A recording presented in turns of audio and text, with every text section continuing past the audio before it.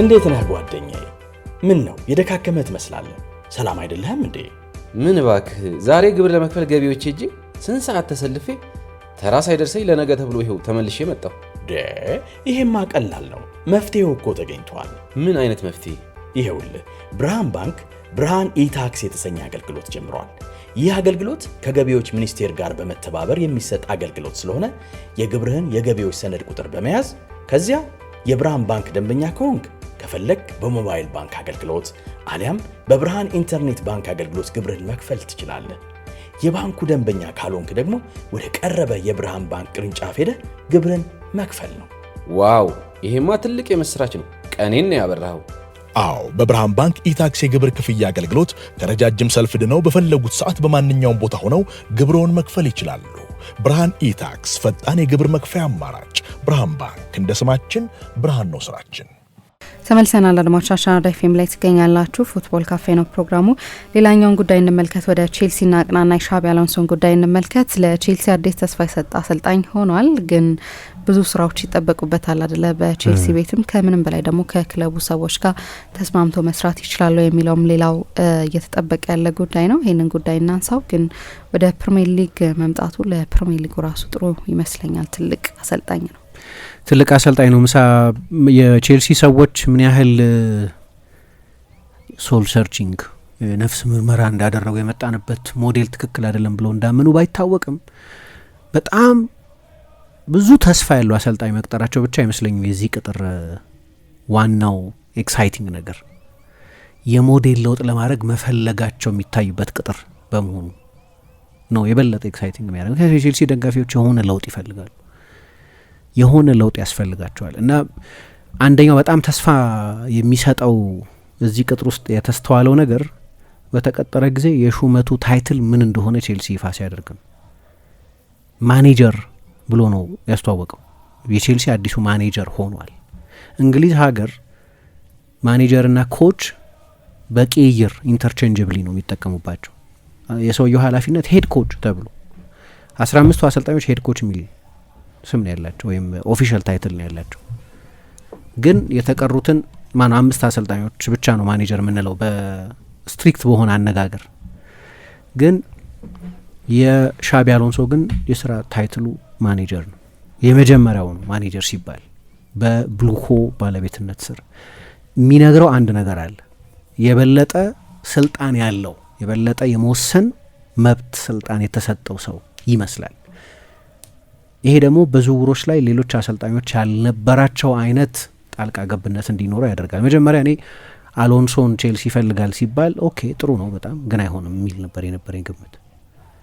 በዛ ገደብ ውስጥ ለመስራት ፈቃደኛ ይሆናል የሚል ግምት ስላልነበረኝ ሰፋ ያለ የተጫዋችነት የትልቅ ተጫዋችነት ታሪክ ያለው በአሰልጣኝነትም በአጭር ጊዜ በጣም የተሳካለት አሰልጣኝ ስለሆነ በሚመጣበት ጊዜ ልክ የሊያም ሮሲኛን አይነት እሺ ብሎ የሚሰራ ሰው በገደብ የታሰረ ሰው መሆንን ይቀበላል የሚል ግምት ስላልነበረኝ የተረዳነው ነገር በድርድር ውስጥ ቼልሲ ለኮምፕሮማይዞች፣ ለለውጦች፣ ለማሻሻያዎች ፈቃደኛ መሆኑን የሚያሳይ ነው እና ከምንድን ነው ከፍሬዚንጉ ይጀምራል።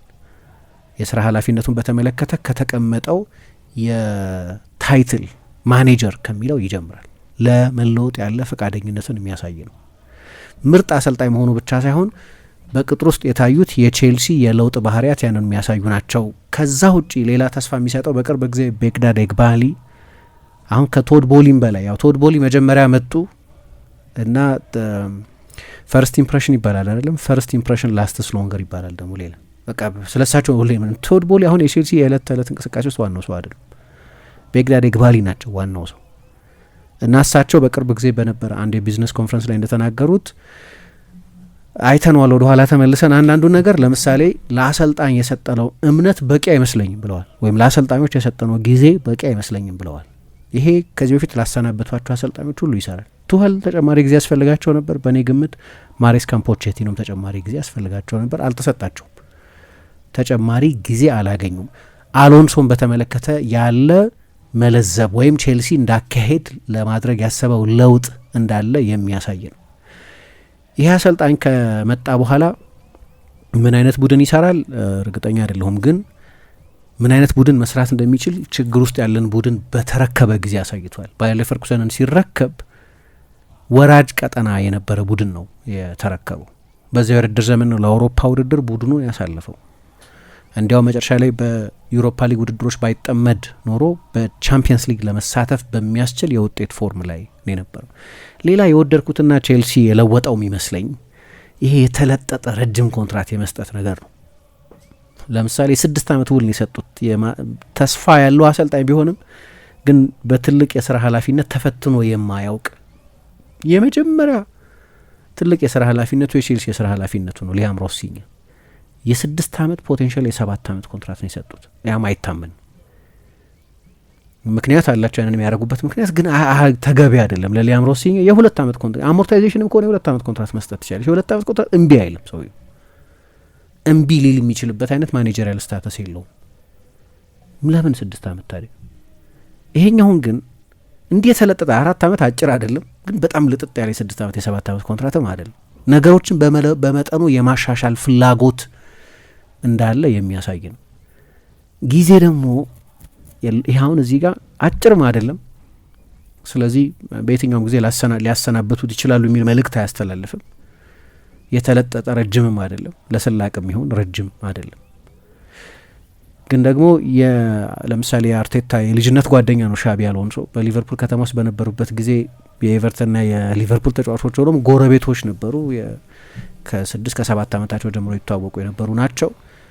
አርቴታ በወጥነት ለምሳሌ መጨረሻ ላይም ሻምፒዮን የሆነ ቡድን ለመስራት ጊዜ ያስፈልጎት ነበር፣ ትዕግስት አስፈልጎት ነበር፣ ፕሮሰስ ጠይቆ ነበር። ኦፍኮርስ የዛሬ 3 ዓመት ዋንጫ የመውሰድ ትልቅ እድል ነበረው፣ የዛሬ 2 ዓመት ዋንጫ የመውሰድ ትልቅ እድል ነበረው ምናምን ጊዜ ወስዷል። ምልክቶች እየታዩ ስለነበር ግን ደግሞ ያንን አይነት ጊዜ መስጠት ያስፈልጋል። ምናልባት ቤዳድ ኤግባል ያን እያሉ ሳይሆን አይቀርም።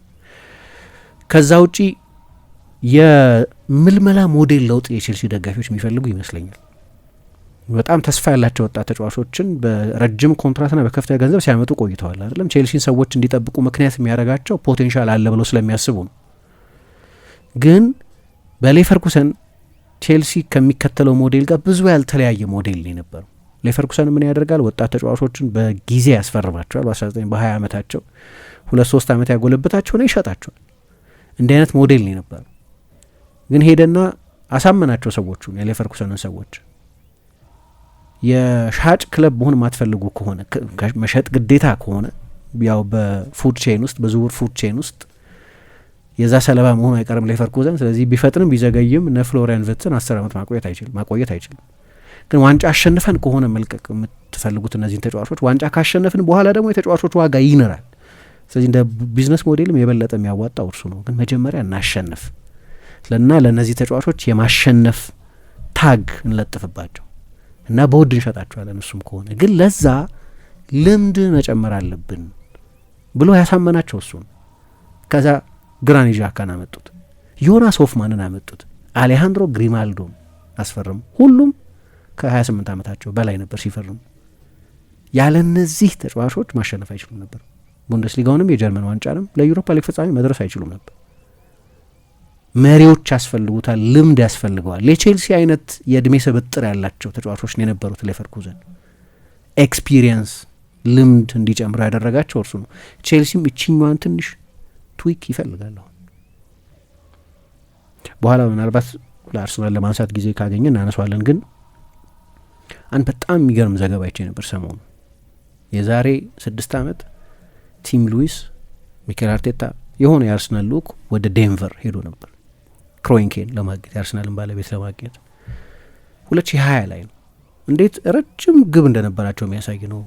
አሰልጣኞቹ ሰዎቹ እኛ ፕሪሚየር ሊግን ለማሸነፍ እድላለን ብለን የምናስበው ከ2023 ከ2027 ባለው ዊንዶ ነው።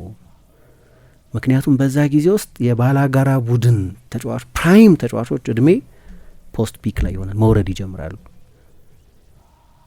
እነ ሳላህን፣ እነ ደብሮይነን፣ እነ ቨርጅል ቫንዳይክን እና የእነሱን እድሜ ከግምት ያስገባ ነበር። ስለዚህ መጀመሪያ አካባቢ በዛ ወቅት ፒክ የሚያደርጉ ተጫዋቾችን እንመልምል ልጆችን። ከዛ ልክ ጫፍ አካባቢ መድረስ ሲጀምሩ ደግሞ ለአሁን ማሸነፍ የሚሆኑ ተጫዋቾች እናምጣ የሚል ዲስከሽን ነበራቸው የሚል ነገር አዩ። ሎንግ ሾት ነው የነበረው ማለት ነው። ግን ዞሮ ዞሮ ልምድ ያስፈልግ ነበር እነዛው ተጫዋቾች አብረው በመቆየት የሚያገኙት ልምድ አለ። በየአመቱ አንድ ተጨማሪ አመት ልምድ ነው። አንድ ተጨማሪ አመት እድሜ ይጨምራሉ እና ያ ልምድ ነው ራሱ። ግን ደግሞ ከውጭ የሚመጣ ልምድ ደግሞ ያስፈልጋል። አሁን የዚህኛው ያለፈው ክረምት የአርሰናል የዝውውር ቲም ዊናው የሚል ነበር። ስለዚህ ከዛ በፊት ከሚያደርጉት የተለየ መሆን ጀመረ። የ27 ዓመት 26 ዓመት ፒክ እድሜያቸው ላይ እንዲገኙ የሚጠበቁ ተጫዋቾችን ቡድን ውስጥ መቀላቀል ያስፈልግ ነበር እና ሁለቱን ማጋባት ደግሞ ግዴታ ነው። አሁን የቡድን ዋና ዋና ተጫዋቾች ለምሳሌ ከኋላ እስከፊት ሞይሰስ ካይሴዶ፣ ኤንዞ ፈርናንዴዝ፣ ኮል ፓልመር፣ ዡዋው ፔድሮ፣ ሌቫይ ኮሉና በሙሉ ከ22 ዓመት እስከ 25 ዓመት ባለው እድሜ ውስጥ ነው ያሉት። ሁሉም ፒክ እድሜያቸው ላይ የደረሱ ተጫዋቾች አይደሉም። ዋናዎቹ ተጫዋቾች ገና ናቸው። ልክ ነው። አሁን ከሞላ ጎደል አንዳንዶቹ እየደረሱ ነው ወደዛ እድሜ።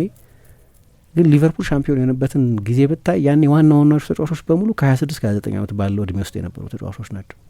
ያ ኤክስፒሪየንስ በጣም አስፈላጊ ነገር ነው። ስለዚህ በሌቨርኩሰን ያደረገውን ነገር የሚያደርግ ከሆነ ሊቨርፑል 2 ወይ 3 ተጫዋቾች ነው የሚያስፈልጉት። ያ የመምራት ችሎታ ያላቸው የዣካ አይነት ለምሳሌ እዛ የፈጠረውን አይነት ተጽዕኖ መፍጠር የሚችል ተጫዋች ማለት ነው።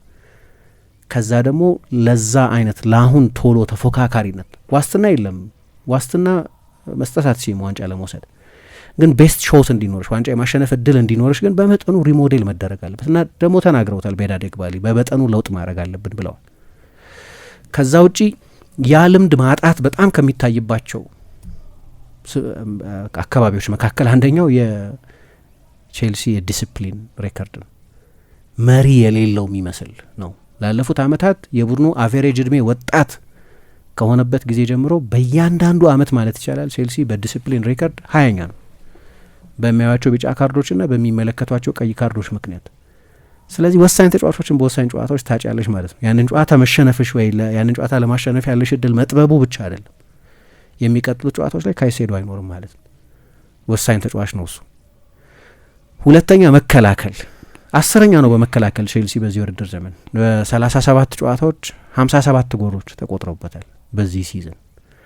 ይሄ በጣም በጣም ከፍተኛ ነው። ሌቨርኩዘን በሻቢ አሎንሶ አሰልጣኝነት 2 ዓመት ተኩል ነው አይደል የቆየው። በ2 ዓመት ተኩል እስከ ባየር ሚኒክ በ9 ያነሰ ጎል ነው የተቆጠረበት። ጥብቅ አድርጎታል እንደሄደ እና አንዳንድ ጊዜ እንዲያውም እንደመጣ ምንድነው የምትጠብቂው? በጓርዲዮላ ስር ሰርቷል፣ ለሪያል ማድሪድ ተጫውቷል እና ስለሱ ያለው ብይን የፖሴሽን አሰልጣኝ ነው፣ በቃ ሞደርን ስፓኒሽ አሰልጣኝ ነው። ስለዚህ ልክ እንደመጣ እንደ ባርሰሎና ወይም እንደ ስፔን ብሔራዊ ቡድን እሱ እንደተጫወተበት የስፔን ብሔራዊ ቡድን አይነት ዶሚናንት ነው ሰዎች የጠበቁት። ግን መጀመሪያ አካባቢ የለወጠው ነገር ቡድኑ የሚቆጠርበትን የጎል ቁጥር መቀነስ ነበረበት። የቼልሲ የሚቆጠርበት የጎል ቁጥር በጣም ከፍተኛ ነው። እንደዛ የተቆጠረብሽ ለዋንጫ መፎካከር አይደለም ለቻምፒየንስ ሊግ መሳተፍ ከባድ ነው። ለቻምፒየንስ ሊግ ማይሳተፈው በተቆጠረበት የጎል መጠንም ጭምር ስለሆነ ያንን ማድረግ የሚችል አይነት አሰልጣኝ ነው እና በሌቨርኩሰን ያደረጋቸውን አንዳንድ ነገሮች እንዲያደርግ ከተፈቀደለት አሁን ባለው የአሰልጣኞች ገበያ ከሻቢ አሎንሶ የተሻለ አሰልጣኝ መሾም የምትችይ አይመስለኝም። ከዛ ጠንካራ የራሱ ታክቲካዊ ኤሌመንቶች ቢኖሩትም ግን ፕራግማቲክም ነው። ለምሳሌ አንድ ትልቅ ሰርፕራይዝ ነበር በ2023/24 የውድድር ዘመን የጀርመን ቡንደስሊጋ ሻምፒዮን በነበሩበት ሲዝን አንድ ምናልባት ሌቨርኩሰን በቃ ያለምንም ጥርጥር የቡንደስሊጋው ሻምፒዮን እንደሚሆን የተረጋገጠበት ፌብሩዋሪ አካባቢ የተደረገ ጨዋታ ነበር በባየርና በባየር ሚኒክና በሌቨርኩሰን መካከል። ሌቨርኩሰን እስከዛ ጨዋታ ድረስ አመቱን ሙሉ 3-4-2-1 ሲጫወት ነው የቆየው። ከዛ ቱኸል ኦኬ ሚረር ማድረግ አለብኝ አሉና 3-4-2-1 ይዘው መጡ። ሌቨርኩሰን በዛ ጊዜ በሲዝኑ ለመጀመሪያ ጊዜ በቡንደስሊጋ ጨዋታ በ4-2-1 በ4-2-3-1 ተጫወተ። ስለዚህ ቱኸል ምንም አይነት ዝግጅት አድርገው መጥተው ቢሆን ኖሮ አልሰራም። ሰርፕራይዝ ዞን የጠበቃቸው ፍሪምፖንግ ግን ዊንግ ባኩን ቤንች ያደረገው ያለ ናቹራል አጥቂ ተጫወተ እና 3-0 አሸነፈ። ከዛም በላይ ሊሆን ይችል ነበር ያን ጨዋታ።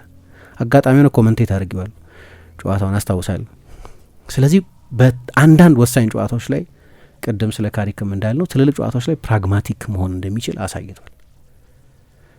ያው የሪያል ማድሪድ ሬከርዱ ነው መጥፎ ሬከርድ የነበረው። ለዚህ ነው ወደ ቼልሲ ሲመጣ ወገን እኔ ዋስትና እፈልጋለሁ ብዙ ቃል ተገብቶልኝ ነበር በሪያል ማድሪድ ውስጥ ግን አልሆነም። ስለዚህ ዋስትና እፈልጋለሁ እዚህ የስራ ነጻነት እንዲኖረኝ እፈልጋለሁ ብሎ ነበር። ያንን የስራ ነጻነት ለመስጠት ፍቃደኞች ይመስላሉ። አሁን ከጁላይ 1 ነው ኮንትራቱ የሚጀምረው እና በአደባባይ ተናግረዋቸዋል። አሁን ተግባር ላይ እናየዋለን ነው የሌላ ጥያቄ ነው። ግን የአሹራንስ ኖሮት ነው ወደ ኃላፊነቱ የመጣው። መቆየት ይችላል፣ መቆየት የሚችልም ሰው ነው። ባየር ሚኒክ ጠይቆት ቆይቷል። ከቱኸል በኋላ አሰልጣኝ እንዲሆን የጠየቁት ባየር ሚኒኮች ነበሩ። ሊቨርፑል የክሎፕ ተተኪ እንዲሆን ጠይቆት ነበር። አይ ብሎ መቆየት የሚችል ሰው ዴስፕሬሽን ላይ ያለ አይደል። ወደ ፕሪሚየር ሊግ መጥቶ ማሰልጠን ይችል ነበር፣ ይፈልግም ነበር። ግን መተማመኛ ሳይኖረው አልመጣም ወደዚህ።